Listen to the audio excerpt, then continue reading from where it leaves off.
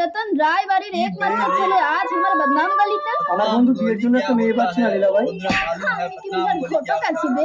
এখানে সবাই টাকা দিয়ে জবানি নিয়ে যায়। না মানে সিমিরের মা একটা বৌমা খুঁজছিল, মাস তিনেকের জন্য ভাড়া দিয়ে দেবো। বউ ভাড়া করে নিয়ে যাবি?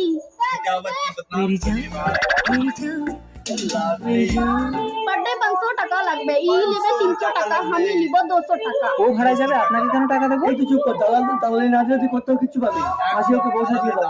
যা গর্গি ভালো করে বউ সেজে আয়। ও ঠিকঠাক অভিনয় করতে পারবে তো? মা জানতে পারলে কিন্তু মুশকিল হয়ে যাবে। আবে ইয়াকে যাত্রা দলে লড়কি ছিল বে, চল হাট। আমার একটা শর্ত আছে। কি শর্ত? মদ খেয়ে আমার কাছে আসতে পারবে না। ও নিয়ে তোমার চাপ নেই, কিন্তু একটা বিড়ি পর্যন্ত খাই।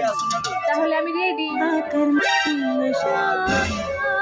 আরে ও তিমির বাবু, আঁখ ফড়ফড় के কি দেখছিস? আচ্ছা প্যার বেয়ার ছোড়, 3 মাস পরে মাল ফেরত দিবি চল।